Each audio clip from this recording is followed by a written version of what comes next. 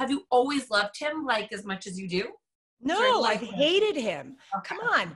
It's a normal relationship. But I think if you don't embrace those moments, that you can't ever grow together. Welcome to the new series, Cocktails and Conversation with Kat and Nat. And we've decided to bring you all of these conversations with people that we like to have, where there's a little bit of wisdom, always hilarity and hilaria. Yes. Some famous, some just cool, some drink, some don't drink, but there's always a conversation. Cheers, join us.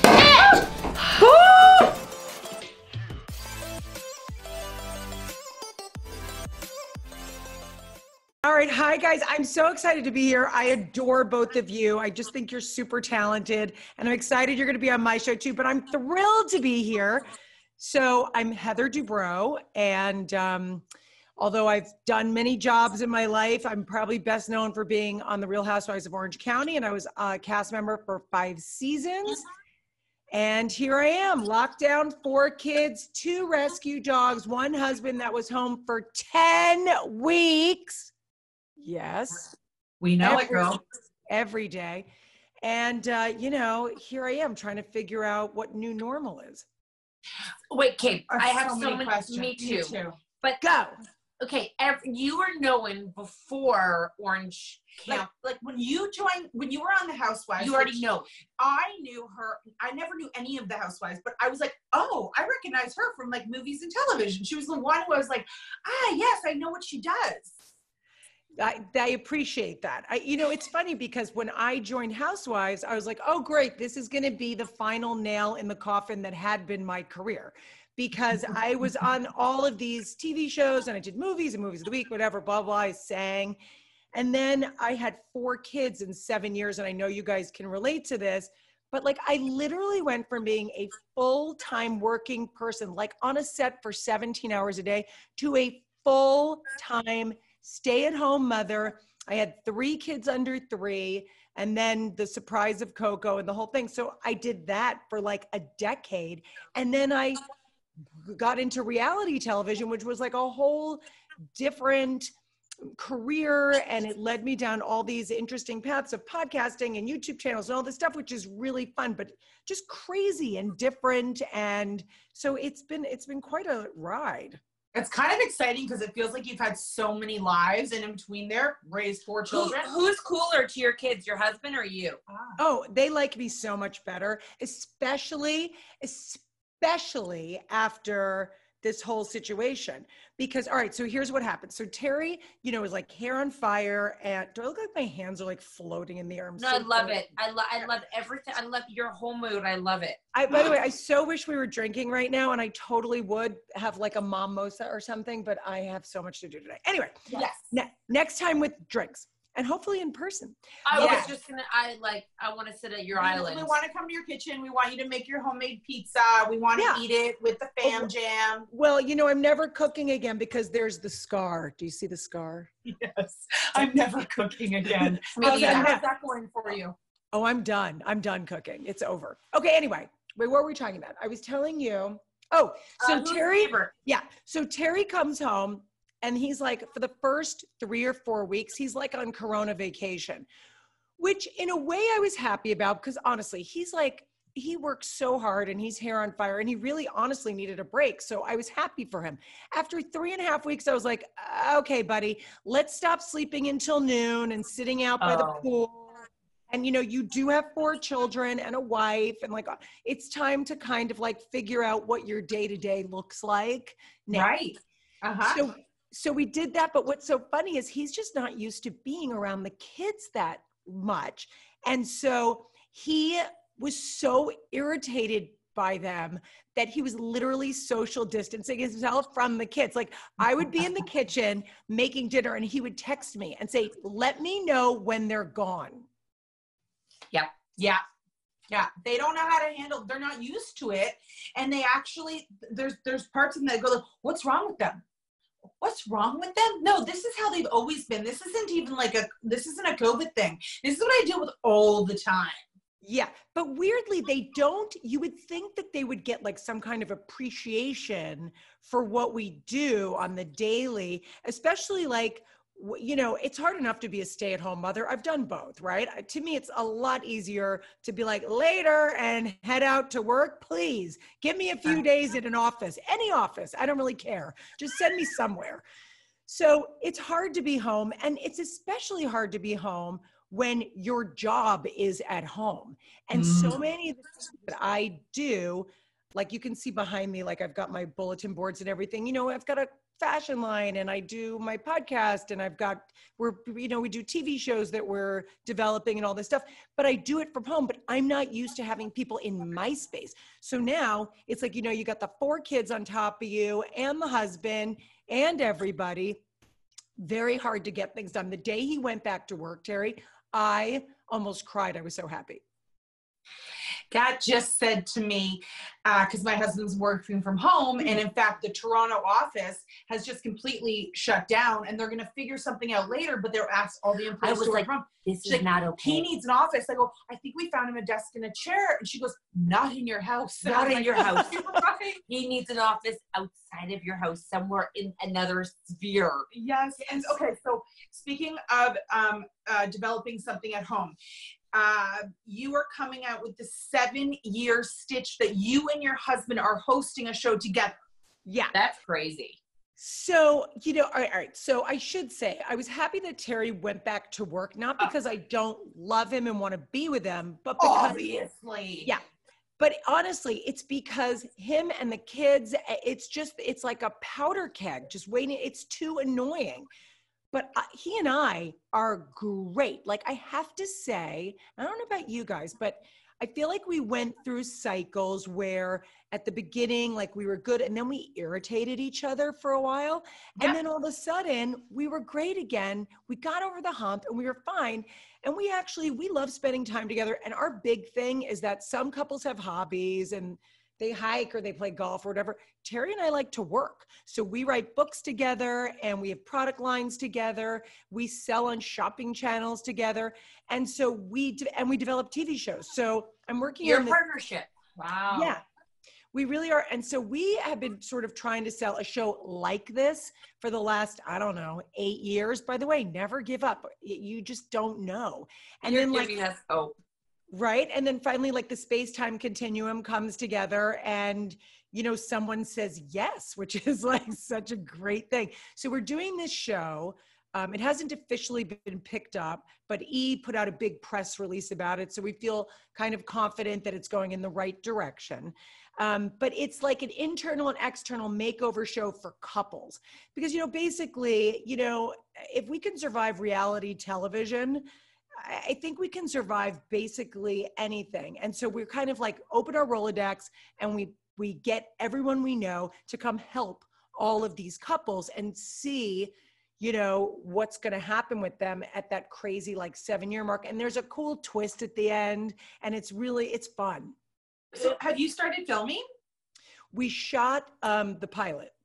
Ooh. I have a question for you. Was reality TV really hard? And is it something you would redo again? It's incredibly hard. First of all, it's no joke. I mean, this is a job. Yeah. It's not like, oh, we're going to have some lunches and go on a trip. It is a full-time job. The algorithm is for every 30 hours you film, 20 minutes makes it to the screen. I heard that because I don't know who all your friends are, but I remember when, come on. Tamara? No, she's the singer. She had Eddie Cibrian and Leanne Rimes. Yeah, and that they filmed so many, like 1 million hours, and they're what we heard, you know, through headlines, that they couldn't even get 30 minutes of entertaining television to put on air. Well, you know. Yeah, it happens. That's a lot of filming. But yeah, it's a lot of filming. And so it's this huge job and you're exhausted because then, you know, you actually have your other life, you're off camera. And I'm not saying it's not real what's happening on, it is, it's all real, but it's literally like having 2 completely different universes going on at the same time. And it's exhausting and it's mentally exhausting. It's a very difficult show to do. I cried a lot. in those 5 Oh, years. It was hard on us. I did. I cried. I drank. No, but you did a really good job. I feel like you came out on a side where people related to you and rooted for you and didn't turn. You didn't get trashed. You didn't. Yeah, people were really like, you stayed true, and that's what we took from it. Well, I appreciate that, but let's be honest. We have good years and we have bad years, and the truth is, like all of us, like everyone says douchey things, dumb things. We all trip. We all do those things. And you could film someone for a year and cut together 2 very different movies. You could show everything fabulous, your mom of the year, perfect friend, blah, blah, blah. Or you could show everything else and make you look like a douchebag. And now that's your movie. So like, you're kind of beholden to whoever's editing. And that doesn't mean you didn't do those things. It just means whomever is actually telling the story and putting it together, that's the way they see the story. And you don't get a sign off? Like, you don't get to that's Wait, scary. was Terry supposed to be in the show as much as he was? Or did people just be like, we need him more in the show? He's just like a good time. He just seems always like a good time. Like, I just saved someone's life, but have a good time. Yeah, he is a good time. But what's funny is for him, no, I mean, I think he was probably in the show as much as most guys are. And towards the end, he wasn't in it that much because they were already starting to film Botched. So he was kind of busy doing that. And so he wasn't in it as much. But the funny thing about Terry, and the thing that people don't understand about him, is that there's TV Terry and then there's real Terry. And so TV Terry's very outgoing and everything's a joke and blah, blah, blah. But in real life, he's a little edgier than that, and he's not social at all. Oh, what? Yeah. He's a guy that doesn't like to go to parties. Like, most of the time, the 2 of us go out. He would rather be alone with me out to dinner than with anyone else in the world, anywhere in the world. Well, that is lovely. Have you been married for like 21 years? We've been married, 21. I think in December we'll be together 24 years, something like that. Have you always liked each other? Like, okay, I'll tell you, our audiences mostly are like working full-time moms, and then they work like very little help, and they are schlepping. And I think a lot of people think relationships are perfect and they feel like they're failing in motherhood and thing. Have you always loved him like as much as you do? No, I've hated him. Okay. Come on. It's a normal relationship. But I think if you don't embrace those moments, that you can't ever grow together and keep going. Now, look, if you've, ended up with the wrong partner, there's no fixing that. Okay. So look, sometimes that happens. I've seen it happen with friends of mine. You make the wrong choice, you grow apart, life throws you shit, and you just end up not where you're supposed to be. I got very lucky. Marriage is a leap of faith. You never know what's going to happen. But that should be a tagline. And it's a leap of faith because so many people choose their partners when they're so young and don't have enough life experience, and then they make a promise to one person. It also takes the onus off failure, that it's not you. It's like you didn't know what you know, so now you know, and you're like, wrong decision, which is okay. Mm-hmm. It is, but yes, and we got married we got married when I was 30 and he was 40. So 10 years apart? We're 10 and a half years apart. Whoa. Yeah, I'm like a 7-year-old with the half because I think it's important. We agree. Wow. It's important. Yeah, so we got married not at 22. So I feel like we were a little more developed. We both had careers. I had my own money. We were like more formed. But even still, you go through changes. Like I just told you guys, like I was a full-time working actress, then a full-time working mom. That was very stressful. We moved I am a New Yorker who, transplanted to LA and then was dragged down to Orange County to like this suburb where I didn't have any friends. And now I'm a stay-at-home mom. I mean, it was very difficult for me. And, that was hard for us for a little while. But really the worst part, honestly, in all these years was when we were on Housewives. For 5 years. Not the whole thing. It was like my third season. Because at first it's like, oh, this is amusing and haha. But like by the third season, he thought it was a big joke. the whole thing. So to him, it's funny, who cares? But when you're involved in it, I mean, just think about any friend drama you have in your life. Now blow it up times a million and put it on television and have everyone and their mother judge you for every single thing you do or say. And that's how you're living. And when your husband is considering it all a joke and blowing it off because, you know, he's a doctor and to him it is a joke, it was very difficult. And we started fighting, and we were fighting about, on the show, it looked like we were fighting about other things, but the truth was we were fighting about the show. But you can't really break the fourth wall like that. So we were fighting about the show, and I remember we got into an enormous argument, and really, really bad. And it was the only time in our entire relationship that I thought, oh shit, like, is this an end? Is there something are we gonna end? Is that a possibility? This is the only time. Sad. It was so sad. And it was the summer that Bruno Mars song came out when he's sitting at the piano, and I couldn't stop crying. To this day, I can't listen to that song. But I listened to it, and I sat him down and I go, okay, so here's the deal. We either need to, number one, figure out how to do this show and fix our marriage, or number two, we're getting off the show because it's not good for our marriage. And I refuse to continue like this. Right. And we did the hard work, and we worked through it together, and then it was fine. You stayed on the show and worked through it. Mm-hmm. And then he got a show. Yeah. But wait, I just have one quick question. Were you each other's first marriage? Yes. Huh. 40, you was 40. And you know, that was worrisome too. I'm like, wow. But you know, because you wonder, because my mom was so funny, because we met and I was like, you know, I was on a TV show when we met. I was 27. He was 37 and a half. And that seemed close to 40 and very old to me. And so, you know, I wasn't really sure. My mother's like, he's a Jewish doctor that's never been married. Like, what are you waiting for? Yeah. He has no baggage. But it's true. I was like, at first I was like, why isn't he married? But here's the thing about doctors. They either get married incredibly young, or they wait until they're like way out of school. Okay. All right. So he fit one of those. And then you start having kids. Now, raising 4 children. I have 4 myself, and Kat has 3, and then Kat got a dog, and I was like, I'm not going to get a dog. And now we're getting a puppy. Like, so is your eldest 16? Is Max 16?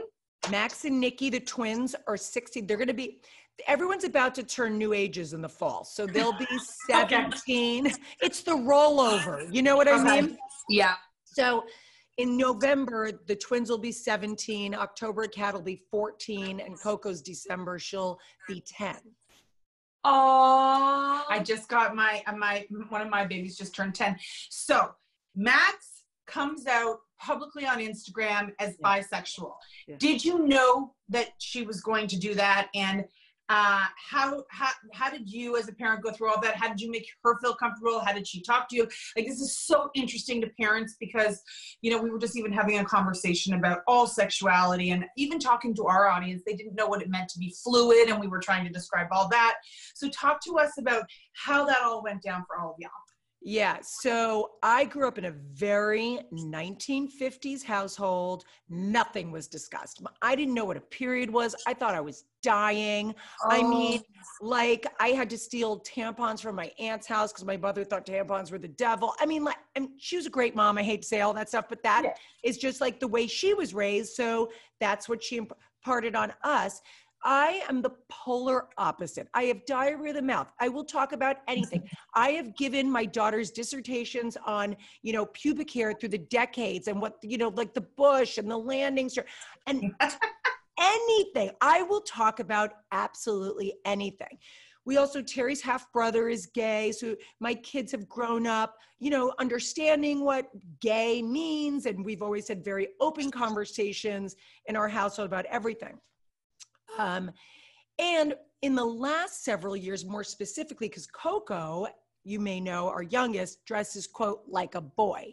Right. So there's always been a lot of questions about Coco. Is she transgender? Do you care that she's a lesbian? I mean, you know, like all these questions constantly. So it's always been a conversation that's going on. Max has told me that she was bi, like, I don't know, a year ago, something. And then what was so funny is, like, I think she forgot she told me, because when she told me, like, we were in her room and she tells me, and she's like, don't be weird about this. And I'm like, not. But just, what's funny is I know generations are so different. Like, she's almost a little more buttoned up about feelings, more like my mom than me. So it's hard for her to discuss.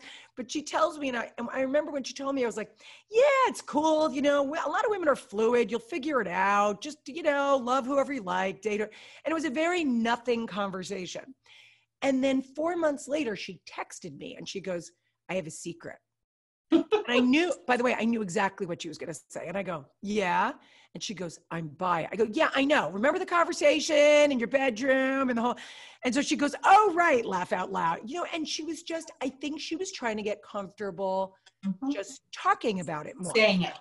Saying it out loud. So it's just been a continuous conversation where I've allowed her to lead everything. I don't ask her about it, not because I'm not interested, just because I wanted her to have that comfortability factor where she was ready. So we had been talking about it again, because I think she had met someone that maybe she was interested in. And so it was more and more of a conversation and different things. I come home from somewhere. I was picking something up. I have my purse is like on my arm, like literally have not put the purse down. And I walk in the house and she goes, did you see my post? She wanted you to see? Yeah. And so I go, no, I didn't see your post. So I look at the post and I'm laughing because it's funny and it's so her. And so I look at it, I go, oh my gosh, this is amazing. I love this. I'm so happy for you. I go, can I repost it? And she goes, yeah, sure. And I go, okay, but wait a minute. You know that if I repost it, it's going to like be a thing. Like it's going to, you know, go viral. It's going to go around, you know, whatever. I go, which I think is great, but this is your life and your business. And I just, you know, want you to be comfortable. And she was like, no, she goes, but what caption are you going to write? It's like, she wanted to make sure it was like worthy. Like, was my caption going to be funny? Was it going to be okay? You know, whatever. So I wrote something really quick. Purse is still on the arm. And I showed it to her and she's like, yeah, great. So I hit send or whatever, I put it, and then the rescue dogs, because I was not getting dogs either. And now I have 2. Okay. So the dogs start barking and I'm like, crap. So I put the purse down and I go to the dogs and I forgot about it because it wasn't like a big revelation. Okay. But what I didn't do was like call my mother, call my aunt, call my sister, because the dogs were barking. That is the life of a mother. It's a shit show. It's like you have this idea in your head, and that was kind of a big one. We like literally have these things. We're like, what were we just talking about? I was in that story with you, not even thinking about those other people, and I can see the dogs, and like first, and you probably have things in your hands, you have to make dinner, what the hell is and then you're like, oh, right, you, all of you. Oh my gosh. Right, that. Were they mad? Well, I got the, interesting that I had to hear about the fact that my niece is bi on People magazine. I was like, I'm sorry, I had my purse. I tried to tell the story. No one really cared because they expected me to tell them previously. And the truth is that that's her business. And when you ask me about being on a reality show again, here's the truth to that answer. Here's the answer to that question. I don't know what I just said, but here's the answer. The answer is this. When your kids become a certain age, it's not your choice. And it's really not your choice the whole time. But like, you know, being in the public eye and you guys too, you know, you talk about your children, they're part of your brand, if you will. And it's okay because you're not really, you know, divulging health information or something personal that would embarrass. I mean, we embarrass them, of course, but you know what I'm saying. But my kids got to a certain age, especially, you know, that teenager age where I couldn't make those decisions for them. So for me to be on a show like that now, I'm not sure it would work unless they wanted to do it because they're all at those ages where they would need to participate and they'd have to be okay with it. So like with Max, this is her life and she was ready to tell the world. By the way, my 1950s mother was mildly horrified. She didn't say that, but she had the tone. And it's not that she was horrified that she's bi. It's that, why do people need to know? Right. Yes.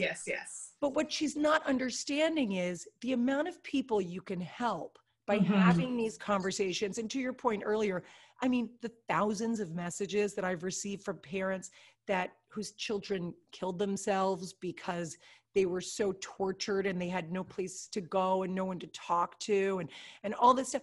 It's been amazing. And actually, Max is starting a podcast. Amazing. Yeah, which I think is so cool. And she wants to talk about everything. She wants to talk about being fluid. She wants to talk about being in therapy. She wants to talk about her anxiety. She wants to talk about, what it's like to be in the spotlight growing, all these things that I think are so helpful, not just for other teens to listen to, but honestly, for the parents, right? Yes. Is she going to have you on as a guest so her audience can hear from like a parent's perspective? I think she might have me on. She's been on my show a few times. She's been amazing, like very, very smart, really well-spoken. I think she's going to have some teachers on and maybe even have her therapist on. Awesome. And I think she'll have her twin brother on and, Are they close? Yes, what I want to know. besties. Oh, amazing. Are all of them besties or do they fight? Fight. So we have two camps. We definitely have two camps. So Max and Nikki, the twins, and then the other two. So, and they're a 4-year age spread, the two younger girls. And so they used to be super tight, but now that Katarina's almost 14, like that's awkward. But what I've told all of them is this: once the last of you turns 21, you're all the same age. It's true. I love that. It's true. You are. Yeah. Forget about it. Get over Once it. you can pop a White Claw legally, dear, you're all the same age. Oh, so in Canada, we're all the same age at 19. Oh, that's nice. Yeah. Why are you moving to Idaho? Yeah. And my mouth dropped. And what are you going to do there? And it's cold there. So what are you going to do? Why? Okay, well, I'm from the East Coast, so I actually miss the seasons. And I'm not a skier, but 2 of my kids are snowboarders. And we go to Aspen, but Terry's really bad at altitude, like really, really bad with altitude. Yeah. Like get sick? Like a pussy. Like, I mean, I can't even tell you. Like, so I would break, that those little things like that make me unattracted to people. Is that crazy? Like no, I totally get it. Okay. Not that I would be attracted to Terry or not attracted to him, just in general. Side note, when we go on airplanes, she gets vertigo. And I'm still into you. Yeah, I know. Yeah, but remember I told you I'd break up with you a few times over things? Yeah, I would. Okay. Yeah. Go ahead. I get it though. It's totally irritating. But here's the thing. The reason why I'm okay with it, not okay with it, but I've figured it out. I've worked it out, I should say, is because, all right, so what happened was as all this lockdown went down and everything, and we have like a really fabulous place to quarantine. I'm not going to lie. Like if you have to quarantine, the Dubrow home is like a really nice place to be. And you got a pool. And we got a pool. But I don't care where you live, at some point you gotta leave, right? You gotta go somewhere else. Anyway, so we have friends that have these second homes. It's never really been on my bucket list to have a second house or anything like that. But this friend of Coco's has this lake house in Idaho, and I was having these fantasies about having this lake house, and Terry's like, yeah, whatever, sister. Weirdly, while I'm having my lake house fantasy, my best friend says to me, we're going out of town next week. And this was like 2 months ago. I'm like, what do you mean you're going out? No one's going anywhere. Where are you going? She's like, well, we have to go to Idaho because we bought a lot and we're building this house. And I'm like, are you kidding me? And it happens to be in the same community as this other person and the whole thing. So I'm like, wow, that's so interesting. So I go online, I start looking this up, and my fantasy continues. Long story short, they end up going back a few weeks later, and we went with them. And while we're there, I fell in love. Terry, who absolutely was 100% against this, could not deny how fabulous it was. And, weirdly, in this community, we know like 5 families. That's weird. Like from LA that we ran into. And here's what I like about it. All right, so go with me on this. if you've ever been to like a bougie ski place or something, it's like not only is the whole skiing thing a lot of work, and as you know, with kids in the cold, I mean, by the time you put those children in their gear, you need a nap. I mean, it's just that you don't even want to go outside. You know, it's sweaty. Yeah. And then they're all dressed up, and then someone has to pee, and then you have to take everything. I mean, it's just like such a disaster. And for women, especially in these bougie places, you have to be dressed. Oh, The outfit. I never feel that pressure, just so you know. Because I love that. Yeah, never. I would, We might feel it if we went somewhere. I don't think we ever would. Well, But you would. I would. Oh. Yeah. Okay, so But you might, if you were like in a circle of people that did, or if you knew like someone was going to take a picture of you, or like there's like an added sense of pressure with that kind of thing. So here's what I liked about Idaho. It's gorgeous. I love the lake. I love the trees. But the best thing about it is it's very chic, but it's so casual. This is a no makeup, casual feel. And to me, to me in my day-to-day life, like I went out and met a girlfriend last night for socially distanced drinks at Javier's, and I didn't have a stitch of makeup on, and I felt great. Okay, how far is it from LA to Idaho? Yeah. So there's a direct flight. It's, I think, 2.5 hours. That's it? So do you use this Idaho house in the lake in the summer, and then skis in the winter? You have like a Christmas tree room. Keep this house? Yeah. I would keep this house. So this is like a May through October house, but they do a big Thanksgiving there. And then in the winter, it's about 30 minutes from the slopes. So for my 2 kids that love it, it's really close by. But you know what I really see? I mean, first of all, you guys tell me what you think, but I think that the ripple effects of this pandemic is going to go on for 5 years. And I am just sort of envisioning this place that we can go to as a family and kind of like get off the grid a little bit and disappear, and force Terry to take more time off. Heather, can I say one thing? I think that what you're saying, like, I think there's such if you can have a place where your family wants to go to when they get older, and you can take them and make memories, and they can have friends, and you can like sort of hunker down with somewhere. I grew up with a cottage up north with my family, and like, it was nothing fancy, but it was a place where we would all gather.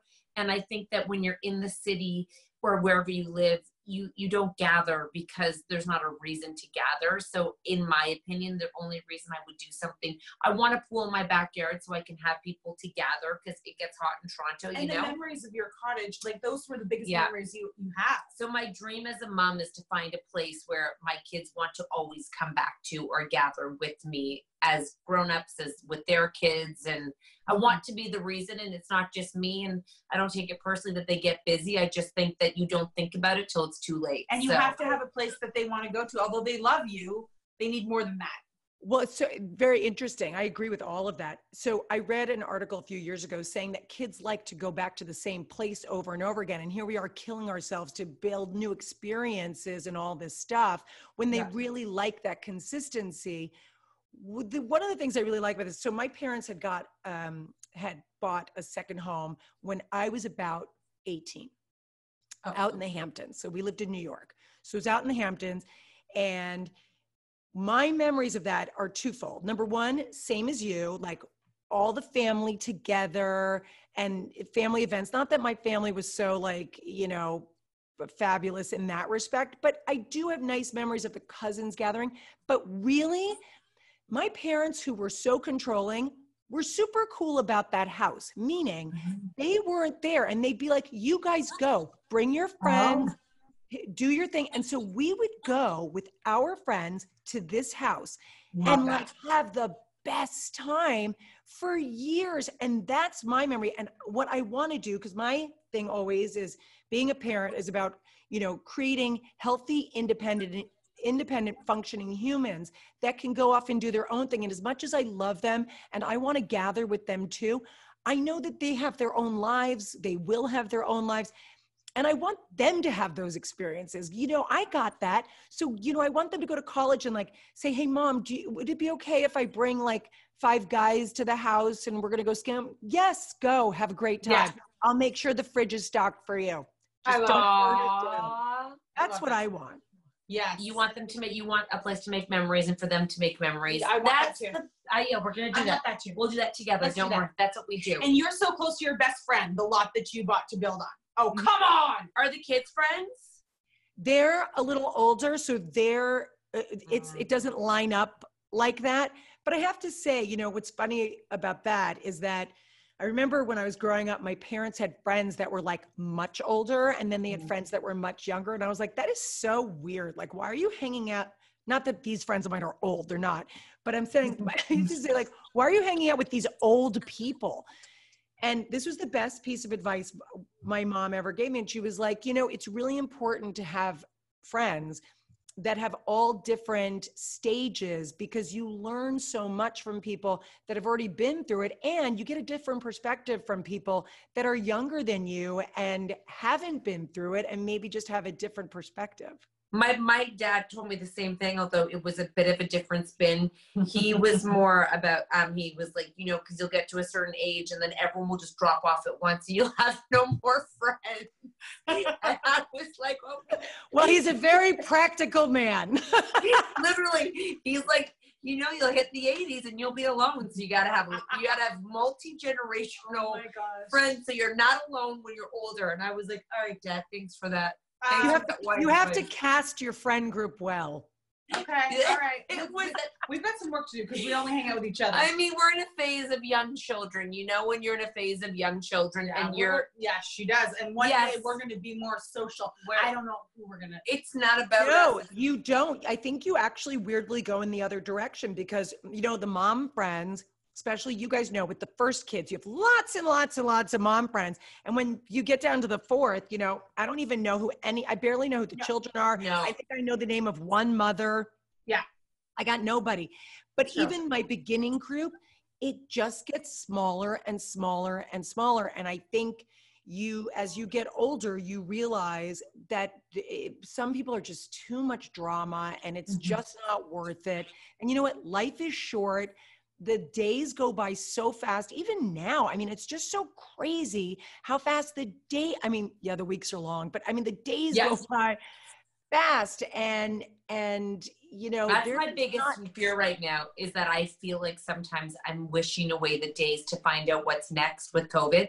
Like, I'm like, we don't know if kids are going back to school. We don't know what's happening, and we are stuck in pause. And although we're trying to push forward, I do sometimes, I can't wait for the next. But we're so like that. I know. I'm like, oh, Kat, don't wish away the days. Don't wish them away. We are giving our children the best fucking COVID experience they could ever imagine. We're doing a great job.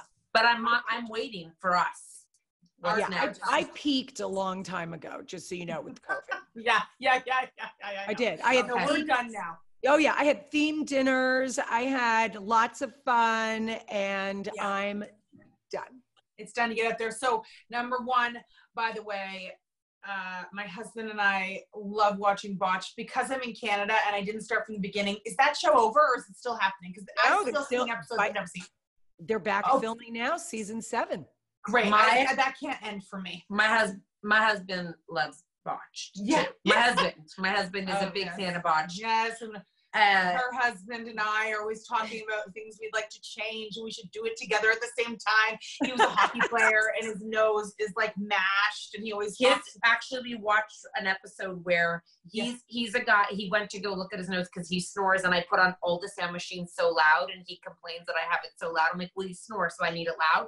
Anyways, he went to go look at his third nose job. 2 were for hockey, and this would be 1 to fix. But they were like, you have to cut your rib out and then put your thing in your nose. They do that shit all the time on Botched. You'll be fine. And I was like, you're not taking time off. You can't leave me right now. Yeah, you have to stay together until the children are a bit older. You can't do this to me. So when are we going to get to see 7-Year Stitch? Well, I'm hoping soon. You know, we can't film anything right now. There's no I know. Filming is very difficult. Even on Botched right now, it's crazy. Even in Terry's regular practice, because the protocols, especially for surgery, are very strict, as you can imagine, and how many times everyone has to be tested. Right? You know, Terry and Paul get tested every week. Up their nose? Mm-hmm. And by the way, up the nose is the only test. Can we just end that right now? Everyone at home right now that's doing the finger prick test, it's bullshit. That's not a test. Don't do that. Heather, I think that Canada is like we are just opening. We had one case, and we're just opening up. We're just opening up our playgrounds like on Friday. Like there's no restaurants, there's no bars. Everything's at patio, 6 feet apart. And you have to wear a mask. We're doing such a good job here. Oh, we're locked out. Like we're still major locked down. One in Ontario yesterday. One in Toronto, in a 7 million person city. One case.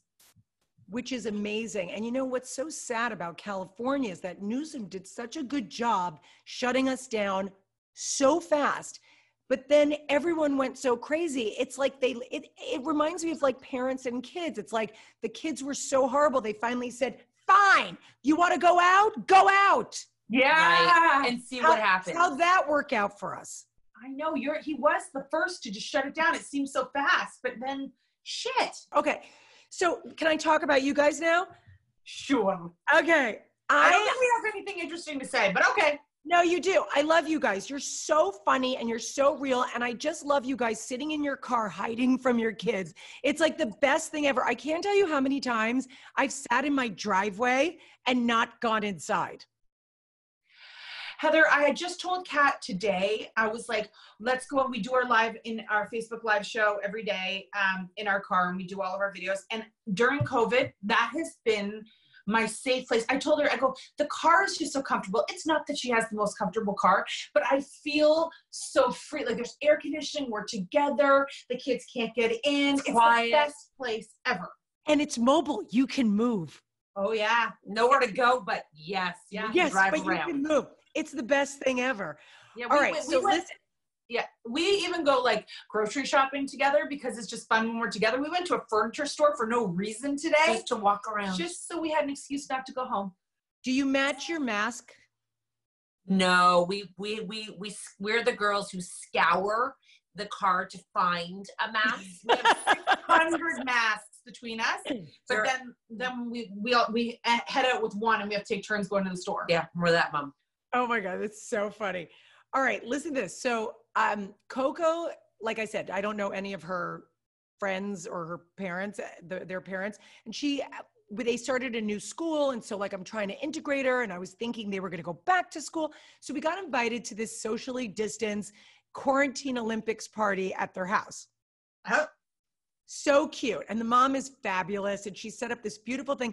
And she did a great job. I mean, literally a huge table so everyone could sit 2 seats apart, and outdoor activities, and just really, really great. Wow. So we're sitting there, and I don't know these women, and they're super nice. There was 5 of us. Okay. Is it just moms? No, the guys were there too. Although Terry, I told you, not social. You know, either he has to work or he has to quote work. I have one. Couldn't make it for that. Yeah. And what was so funny was I said, oh, Terry couldn't be here. And one of the husbands starts laughing, and he was like, oh, I love him even more. He didn't come. I have one. Right. You get it. So he's not social. He was like, did not want to go. And by the way, he was like trying to say, it's not okay. I can't be close to people. I'm like, they're socially distancing. No, he just didn't want to go. Anyway, so there's 4 guys and 5 women, but we were kind of like hanging with the girls, and we're sitting there, and I don't know how it came up, but basically 2 of the women at this table told me that they have not slept in the same room as their husband for at least 6 years. Both of them? Yeah. 2 out of these 4 women. Are they friends and they knew that about each other? Yeah. And does the husband snore? There was some talk about that from one of them, but like, you know, so I remember Terry telling me a lot, like years ago, that a study was done saying that couples would actually sleep better if they slept a different, and he snores too. So I have a similar issue with the white noise and the whole thing. Basically, I just poke him and he turns over and yeah, like that. And then he's fine. But I thought, God, that's so fascinating. And I didn't want to be judgy about it, but I was totally judgy about it. And then I thought about it later and did a judgy and not judgy thing all at the same time. So I don't really know how I feel about it. So I kind of just wanted to talk to you about, like, do you guys know anyone like this? Okay. So when I first started dating my husband, and I'm pretty sure none of his family, like, well, I don't know if they do listen to your podcast or mine, but I mean, it's the truth. I went to their house and the mom had the master bedroom and the dad had another bedroom. And I thought that was the weirdest thing. And I didn't really say anything. And I thought it was so strange. And then when, like, the younger brother, he brought his girlfriend over, I'm like, she's going to see it. What's she going to think? And the problem was, is the kids never explained why or what it was. They just left it. Like, yeah, my dad sleeps there, my mom sleeps there. And I'm like, that is so weird. Came back, told my family they don't sleep in the same room, like all of this stuff. And now he hears Kat and I talking about how we have such great sleeps when we're not there. We have long pillows, we hug them, we put them between our legs. Like when we go away together and the husbands come to visit, we can't wait for the next night when they're gone so we can have the beds to ourselves. And my husband looks at me and goes, you remember when you thought my parents were weird? You know what? I think that realistically we would sleep better alone, right? Like when you are real, like factually, you have a better sleep when someone is not moving, tossing, turning, like stealing your blanket. I would even get my own blanket by myself, and he could have his, you know? Well, we have an electric blanket that's dual, so I can like heat my side the way I like it, and he can heat I don't think love and the same bed go hand in hand, and really. You know what we say? We worked so hard. Like the whole thing is, and for people who co-sleep, that's a different situation. We don't. You spend all of your children's life creating the opportunity for them to be independent enough to sleep alone. You always have your own bed. There's books. Good for you for sleeping on your own. Now, all of a sudden, you've had your bed to yourself the whole time, and now it's like, now you sleep with a person. You grow up. You become a grown-up. And you lose your independence of your own bed. Like my Teddy, all he wants, they're in bunk beds. He wants to have a double bed or a queen bed. My bed, me too. He finally is going to get one, just to find out in a decade, someone will be joining you and you will have a single again. That is so funny. I've never heard it put that way, because here I'm having a problem with Coco because she won't sleep. I have to lay with her. We'll talk about that afterwards, but like, it's the same thing. It's funny. You're totally right. You grow up and regress. Yes. What Weird. is that? All right. But how many times has it been the middle of the night and you have that conversation? You thought I was going to say have sex. We really don't do that. It's never happened at 2:30 in the morning when we roll over and have sex. I don't care. I don't know who does that. I think that's totally weird. I mean, it's not weird. I'm judging again. It might be weird. I don't know. We don't do that. Yeah. But we will sometimes in the middle of the night have the best conversation ever. You wake up in the middle of the night and start talking? Well, you guys are still young, but you got to pee when you get older in the middle of the night. And so, but even when we were younger, I'm kind of kidding, but like even when we were younger, kind of, but when we were first together, I remember when we first got married and, he had, he came from a lot of broken homes. Mom was married twice. His dad was married 3 times. Like it was like a shit show. And so it was a big deal for Terry to get married. And I remember right after we got married and it was the middle of the night and he'd be like, I would move or something. He'd be like, are you okay? Are you okay? And we would have like that moment where we were like, we're a family now and, we're each other's person. And so that sort of solidified us. But over the last almost quarter of a century, there have been many times either something's bothering one of us, or it's just random, or we're excited about something. So you wake up in the middle of the night, whatever it is, or one of the kids gets up and, you put them back to bed and now you're up, or whatever it is. Over the years, there have been conversations that have happened in the middle of the night that I just treasure. And I feel like if we didn't sleep in the same bed, that never would happen. Heather, I have Never heard this before. Me neither. Never heard about this. Really? Me neither. Have you ever asked other people if they have these conversations? No, do you think that's weird? No. I think it's amazing. Lovely. But very unique. If I start talking, I'm not going back. And Like, if he starts talking, I'm like, bedtime. That is so Me too. And I'd be so worried that I would get so caught up that I wouldn't be able to fall back asleep. and then what's I'd so have no important? sleep. Tell me in the morning. Yeah, let's talk in the morning. Give me a call when you're at work. So that's pretty special. Yeah, that's Okay, unique well, to do you wake up in the middle of the night and have sex ever? Is that no! okay? All right. So do you think it's weird that they're sleeping in the separate bedrooms? Because and maybe this is a society thing, but I just wonder, like, what would our kids think? I know. And by the way, Oh. you think I'd be getting the master? Actually, well, my mother-in-law has it. Yeah, trust me. That would be a whole nother ball of wax. Although You'd I have don't to know, build maybe two for him to masters. sleep alone, he'd be willing to have the guest room. I should ask. You know what? Yes, you should have. Maybe tonight, in the middle of the night, you can have that combo. At 3 a.m. Tap, tap, tap. Honey, you think you want to go to the guest room? Yeah. And also, before we build the house in Idaho, should we have two masters? now? There you go. Might as well figure it out now before we build. Two masters and a poom poom room. Yeah, a red room. Oh, Oh. he's not that guy. He's just not. He's not an adventurer like that. Okay. Okay, That's well, fine. that works for some. I I'd know. be good with that. But most people think that because fancy pants and all that, most people think that I'm probably totally frigid and cold. Oh and, no, I do no, not take I'm that definitely from the you. sexual one in our relationship. I take that from you. I take that from you too. Oh, you do? Yeah, you Yes. got energy. You move. Like, Yeah. You know, it's like Yeah. it's like I feel like you're. You probably put great outfits on. Yeah, for and the way how sure. you walked around the room, you just. I don't because he's not a lingerie guy. He's not a guy. The only thing I ever did, I've talked about this before, but one time I did dress up as a sexy Teletubby, and he. Was it Halloween? No. Teletubby. Like the big characters that are fetish? fluffy. Yeah, but there's a place called Trashy Lingerie, and they make like a slutty version of it that's hot. No, I don't know. We don't know. Is it .com? We're .ca over here. Yeah, We might have to try take it. a Go look at it. custom I don't know if they're online, but they might be. Go check that out. That's so funny. That's a weird fetish. I mean, I'm not judging. We don't judge. Oh no, you judge away. And I even sent it to the dry cleaners because I wanted to wear it again. Oh, he liked it. He did. So you're a character, like you do kids. Wait, isn't Teletubby kids characters? Yes, I think it's a Yeah. kid's show.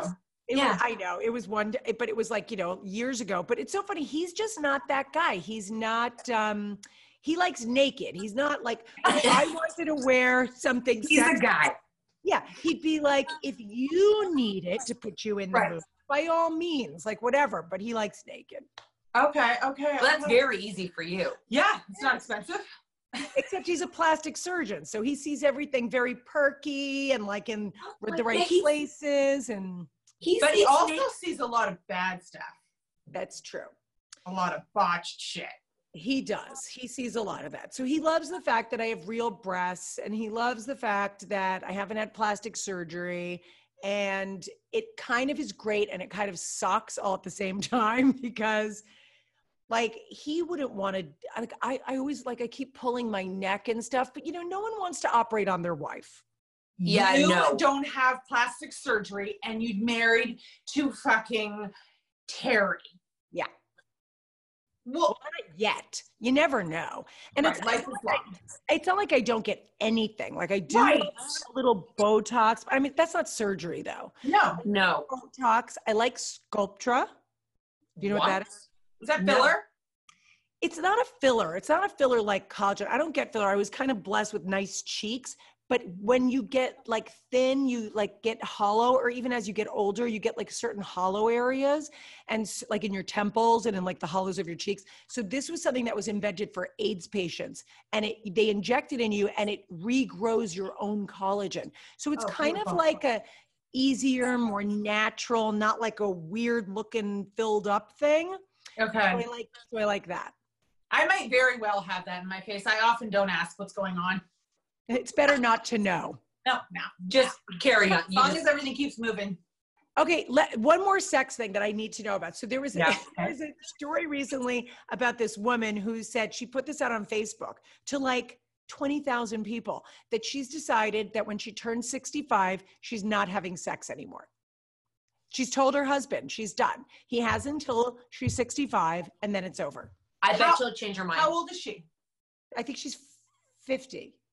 I think she's going to change her That mind. is a random thing to put out there, number one. And also, have we not heard about all the promiscuity that happens in old folks' homes? No, she's changing her mind. She's changing her mind 100%. So what is that thing? Because I always feel like that it's always the big joke that like women hate sex. Right. We had this deep conversation about this, and this might you and be me together? Inappropriate.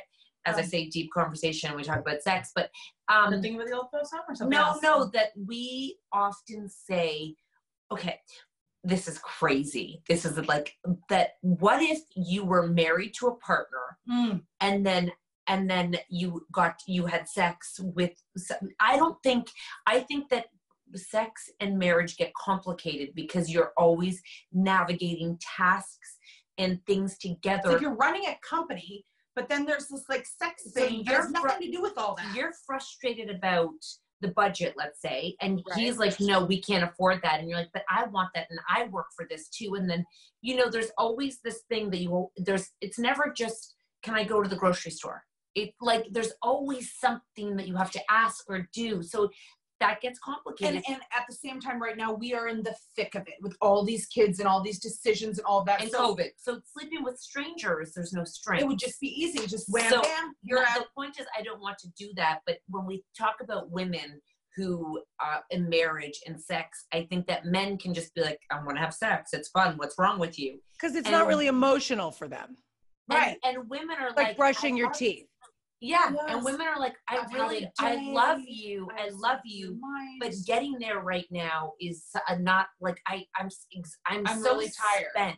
And he's like, I don't get it. Cause this could not be for all men, but I know for my husband, he could have had the longest day of his life, potentially be hungover from the night before. And not slept, fall asleep on the couch. But when he comes upstairs, ow! I'm like, not me.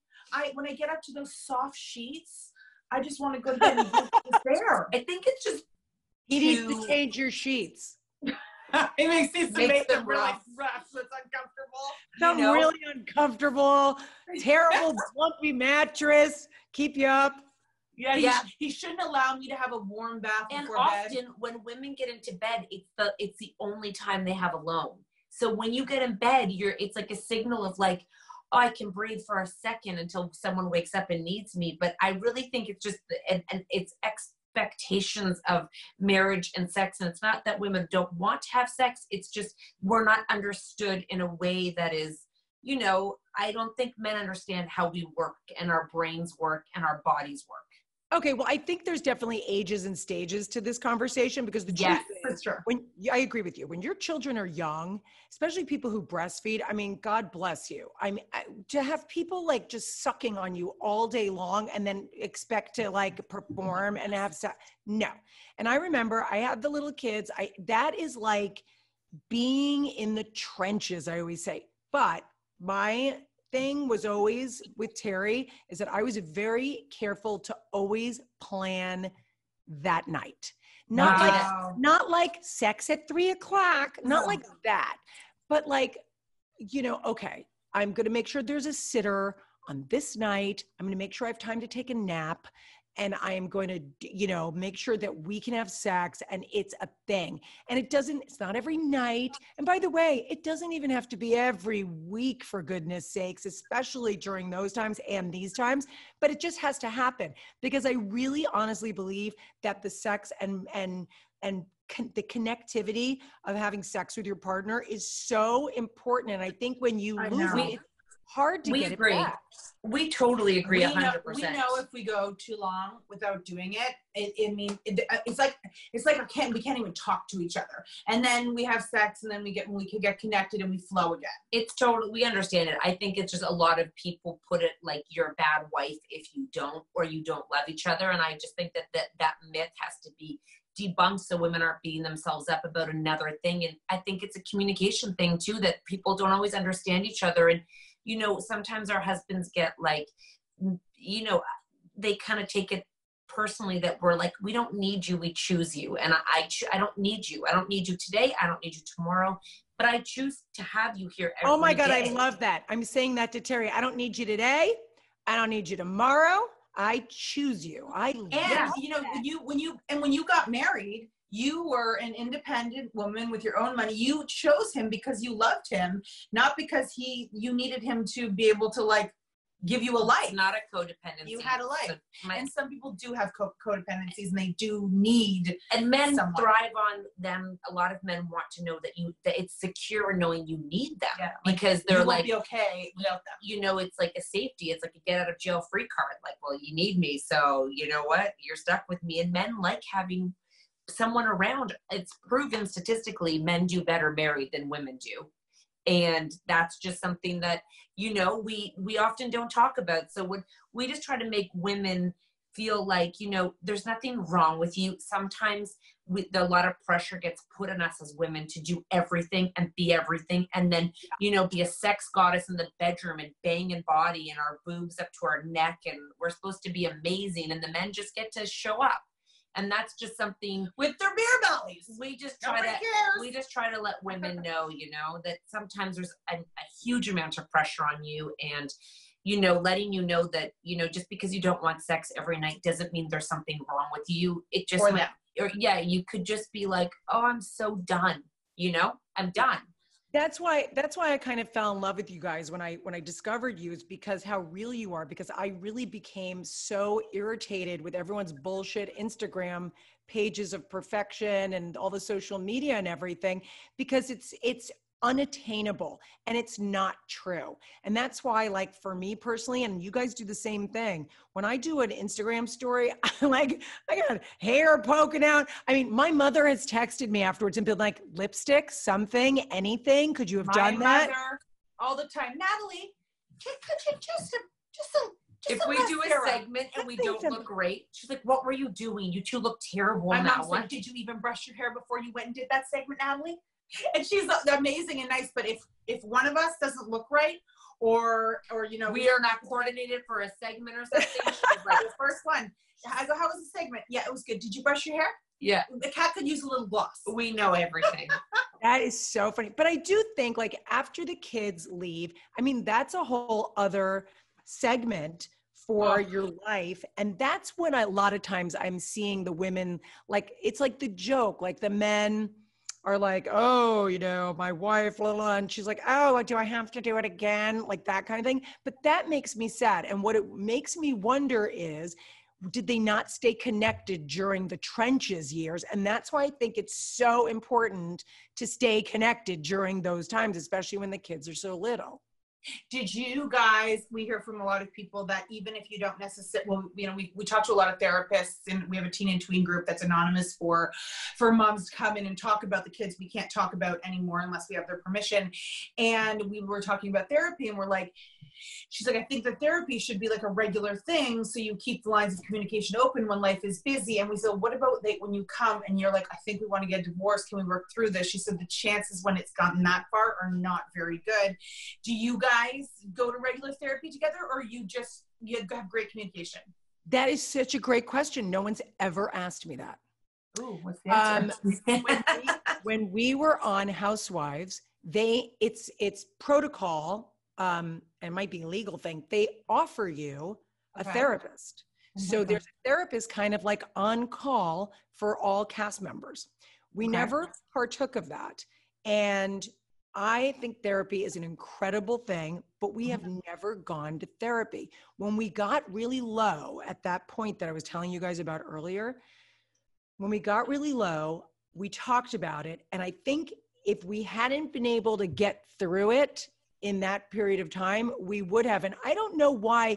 And it may have just been, if I'm kind of remembering it correctly, we really hadn't found someone to go see, because that's also a thing too. Like, who do you call? And I didn't want to go to the person from the show, and you know, you have to get recommendations from people. But I feel like by the time we were sort of doing that, we had worked through it. Terry and I are not perfect. Our marriage is not perfect. We are not perfect people by any stretch of the imagination. But I think something about us is that we like to learn, and we're willing to learn, and we're always willing to grow. And that's one thing that we've done really, really well together. I feel like as we've gotten older, we've both grown as individuals, and we've really grown as a couple. We've learned how to fight. We've learned how to make up. We've learned how to communicate. I mean, honestly, even recently, like we got into a fight about something, and I just texted him and I go, this means nothing. This will not matter a month from now. Why are we doing this? And he was like, yeah, right. Anyway, what are we having for dinner? I mean, like, I love that. And I didn't hold on to it. You just, you have to learn all of those things. So we've never done therapy, but I kind of wish we had, and I still don't rule it out for the future, because I think there's something really great about having that person to talk to, like an outside person. But I think I mentioned earlier, Max is in therapy, and because she's anxiety, and she's going to talk about it on our show, but it's been amazing for her, and I've loved it for her. And, we have a very open lines of communication with all the kids. So anyone that needs anything gets the help that they need. And I think it's great. How about you guys? Yeah, I love that. And also, you know what I can tell from the Insta stories, where you're right, it just feels like really home, like family sitting together, and you and him, you can tell there's a friendship, and which obviously comes from mutual respect. You guys seem like you can laugh together and all of that. But when you said, that sometimes it's not worth it to have those fights, people always ask us, like every single time someone has an opportunity to ask us a question, do you two fight? And we're like, this relationship is too important, and it's too it's too important as a friendship. We become family now, that all those little things, like he said, you're right, forget about what's for dinner. Like we barely even get to that place, because this women can get along in that fight really well. Crazily enough. So that brings up a good point though. Well, are either of you guys in therapy with your husbands? No. Okay. No. But it brings up a good point. You guys are so able, and by the way, I wouldn't ask you that, because I would assume that is what the answer would be, because it's very obvious the love and respect you have for each other. And come on, you're very, very lucky. You found a soulmate who you can work with, hang with, kids are great together. It's perfect. You gotta, so lucky. You protect it. Yes. So why aren't we, and I don't mean you and me, but all of us, why aren't we able to do that then with our significant others? I know why. Because there's expectations. A friendship, that's why women are so powerful together, have very little expectations together. You come, you want nothing but if it's a true friendship, I want nothing but the best for her. Same with my spouse, but she has zero expectation of me to do something, to share something, to go somewhere.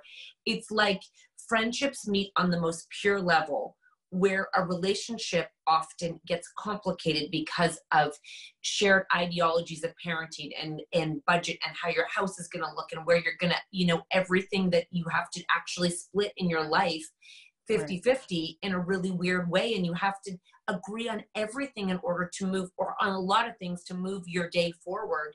Where friendship, it's often just to come together, to enjoy each other, and then to be there for each other when one is falling down and you pick the other one up. And that's it. And like, I've been watching her and her husband, they've done an amazing job. They're building a new house, and it's been like almost a year, and it's been crazy. But all the conversations that they've been having, I'm like, thank God it's not us having these, because they don't seem like they're not fun. No. And there's a lot of a budget and a lot of decisions, and it kind of takes away from, and then just you're the raising carefree human beings on top of that who have their own issues, and you're managing those people's lives. And you might think that there's an SOS, and he might be like, it's not a big deal. And you're like, but it is, there's a lot. And then you come to your girlfriend and you're like, and then you unload, and she's like, smile, and and we talk to each other, everything that's going on. Really, each other's therapy. I think marriage is amazing, and I think that it can be like, we're very fortunate. We got good ones too, the husbands, and he's a great co-worker. But it's not to say it's not as simple as friendship, and it's not as easy as friendship, and it's not just pure friendship, because there's the expectations that go into the marriage. There's a lot of Yeah, there's a lot of layers to it. I have to say, I think that it's so funny because I look at you two and I feel like I was there. And now that I'm here, I think what happened with Terry and I, if I really look at it, because I would have said the same exact thing you're saying right now, at 10 years ago. But I think what's happened for us in the last decade is we got to a place where the two of us, not that this happens for everyone and that's okay, but we realized that we are partners, meaning we were always partners, but not just partners like we're married, not just that we're raising kids, but I think like something with the, like creating content together and creating businesses together and seeing our children on the precipice of leaving the house because the twins will be gone in 2 years, but like sort of seeing that transition happen. I think, again, this is the next phase of life that we're entering into. And look, I still have a 9-year-old. It's not like, we're going to be empty nesters anytime soon, but I'm seeing the shift happen. And I think what's happened for us is that we are now we've become that person for each other where we're the team and we're the ones that we go to for this. And some of the layers have fallen off because I think we've changed our expectations of each other. And I think that we have delegated tasks in such a better way than we used to, that whatever our power balance was at the time has changed. And I also think it's partly because I went from being a full-time working person to a full-time stay-at-home mom. And I don't know about you guys, but I remember when my money was gone. Right, because you weren't working. Yeah. I ran out of, and I had, bought our first house, it was my money, and, I made a lot of money on TV. So and we were a partnership, right? So I had no problem putting in, but I remember like I had this one account, and when the money was gone, it was the strangest time of my life. And to your point, the expectations from the other person and having to like ask for money or anything like that is just so strange. And so though all those things happen, but if there's a light at the end of the tunnel, I will tell you girls that I think what the next phase that I've been seeing for the last, almost 8, 9, 10 years is that it's changing again, but in a really great way. That's exciting. And that's probably the other side of, you get to a place where you can let go of this, like you're also so lucky that you are able to work together, because we've heard so many couples working together doesn't work. So the fact that you guys work together, create content together and get along during that, which is, what we do with our business too. You're so lucky that you're going to be able to do that with your husband so you guys can create together. But that's because we have other businesses apart. I don't think we could, I know. I don't know how people do that when it's like just the two of you. Wait, tell me about the house you're building. It's a little bit closer to mine. She bought a house and she basically kept the skeleton and redid everything. Kat, that's so exciting. Okay. We're very close. We're like just away from moving. Are you posting pictures? Have I seen pictures? It's on Insta stories. She does stories sometimes inside. Honestly, I will do it, but it is, COVID it flipped life upside down, and I think everyone is just like, what if it was COVID, I wouldn't be doing this. Like if this had, like, decisions we're already in the decision, but it is crazy. It's crazy. I'm picking everything virtually. I see pictures and we do it on FaceTime. And it's not hard. This is fascinating to me because because we're building this house in Idaho. I've done a lot of houses, but never long distance. And with very hard. New it's been very hard. And you're not sure the whites are going to line up, which is such, I just keep saying, like, this is such a small problem that who cares if the whites line up, like, but when you're doing a kitchen for the rest of your life, if something, that stuff doesn't bother me. I'm super lucky that I can, kind of like walk away and be like, at the end of the day, I've got a roof over my head. And we're so excited, like you said about COVID, that we're going to have a new place to hang out. Not this house, not that house, a brand new house. When's it going to be done? I'm out of this house next week, and then where do you go? Exactly, with 3 kids and a dog. We've got a house to go to together. So we'll go for 10 days, and then my husband, who is in the development world, has been basically busting his ass to make things come together when I get home. We will probably live a little bit in a construction zone. Well, today we were at the house and the what's his job? The project manager. Yeah. So Pat's like, that Mark said we're moving in here, like when we get back from the house that we rented. Like with toothbrushes. Yeah. Yes. So the guy goes, it's not my place. He's like, I really don't think that's happening. Pat's like, he's moving his family in here. I'm like, we'll be here.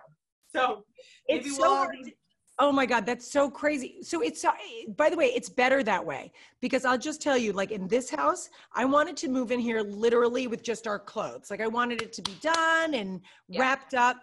And then you realize it just can't be. And it's better that way, because once you get in, you go, oh, I need this. I'd rather have a piece like that over there. Let me move this around. So sometimes it actually works out better. So try not to, I know it's stressful. Heather, I'm going to tell you something quickly. When I was a little girl, I lived in the woods with no toilet, in a cabin, in one room with my brothers and my mom. And you're not stressed. We had no electricity. I literally grew up in the woods. So I'm just kind of like this. I'm like, her mom got a divorce and refused to take anything from her ex and said, I will build this on my own. So for a few years we lived, and I really didn't have that realization until we wrote our book. She started talking. I was like, say, where did you live? Know if my mom, she was like, what? I was like, wait, is this weird? I'm like, let's call your mom and fact check. I was like, Mom, yep, no toilet. Out goes.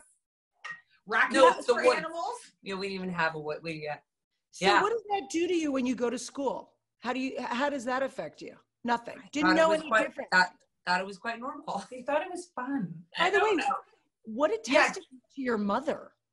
Well, she built her way up from being a receptionist at a bank to being like a VP of like HR, like all the way up. I will say this. Chills from that. I love that story. Yeah. For every mom who second guesses herself, I will tell you, for what cake you didn't make or what present they didn't get, I don't remember much other than how she made me feel, which was she was having fun, so I was having fun, so we were having fun. So, I mean, really, and actually she told me a story which I was like, pardon, where she said at one point she drove over railroad tracks and was like, I maybe they'd be better off without me. Like she had that moment. And I was like, I couldn't imagine that for her, because she was also between houses. We used to live in our friends' houses for like the first little bit. We jumped between her friends' houses, and I remember just kind of rolling, like we'd sleep on the floor. And we'd wake up in the morning and we would do paper routes before school, like 5 a.m. We'd go throw papers out the door to make extra money. And she was always smiling. I mean, she's hilarious and she's the best, but she is always just like, well, like, and I remember that. So yeah, not much phases me over here. I'm just like, wow. That is amazing. Well, I adore you guys. Your podcast, Mom Truths, amazing. You have a book, a best-selling book of the same title. Oh, tell me about the drive-in you're doing. Heather, oh my gosh, it's so crazy. So we were supposed to be going crazy on tour and doing all of like so many different cities. So we've done 105 cities across North America. We did Europe too, well, the UK. Wow. And we were supposed to go to Australia. And then COVID. We literally were coming back from our shows in London. COVID hit. And then we were like, oh my, like, cause it's our absolute joy to go and like fill a room with fun and laughter and for women only. I want to come. I know. Yeah. Well, this is all going to end, Heather, right? Yeah. COVID. Yeah. So then in Toronto, this like big club developer decided, okay, I can't get people into my club, but I own all this land. So I'm going to I'm going to build a stage for musicians to come and play in the parking lot. And oh my gosh, the cars and the spacing and yada, yada. And then they went out to our agents at WME. We all made an offer, or they made an offer, and we were like, oh my gosh, we just saw this Instagram of this place come up. We want to do this. So we're doing it. And now other offers, we can't cross the border yet. We can't. We will. We will soon. Yeah. In a car. We'll stay in a car. We'll get out of the car. And we want to do it because it's the way, we started doing live streaming before, like even before any kind of COVID happened. And we love doing our events live streaming as well. And then now we're like, this is the next thing. Let's hop on. Let's do it. Let's try. So let's go. I love it. I think it's amazing. I will be pulling my car up. I wish I could come to this one, but you guys are going to let me know. We'll stay in touch. You're going to let me know when you're going to be. Thank you for having us. We could sit and gab forever. Imagine we had wine or a cocktail. It my will God. be so it would good. be an Idaho sleepover. Yeah, when you come to LA, you're coming to my house. Yes. I love it. You don't have to cook. We've got to burn. We'll order in. Don't worry, I'm not cooking. My kids have begged me not to. All right. Kat and Nat, tell everyone how to find you on social media, how to get your book, and if they're in your area, how can they go to the drive-in? Well, everything's at Kat and Nat. Everything literally is at Kat and Nat. CATANDNAT, TikTok, Instagram, YouTube, Facebook, catnat.ca. Anything else? That's it. That's all we got for you. You guys are fabulous. Thank you so much for being here. Thank you. Say hi to Terry for us. I will, I promise. All right, and keep in touch. And when Max releases the podcast, please let us know so we can share it, because I think a lot of our audience would find it very valuable, and they have kids and parents will listen, so please let us know. Yes. I absolutely will. Thanks for all the kind words you said about her. That was really so sweet. I really appreciate it. Well, thank you. Can't wait to follow her journey too. And I'll tag, this is going to be on Friday, so I'll tag you guys on everything. And we will too. And then everyone can find you at your handles, which is? At Heather Dubrow, everywhere across the board, except Snapchat, because my brain can't figure that out. Sorry. We don't do that either. No. Nah. That's for naked selfies. Bye, Heather. Bye, Heather. Love you guys.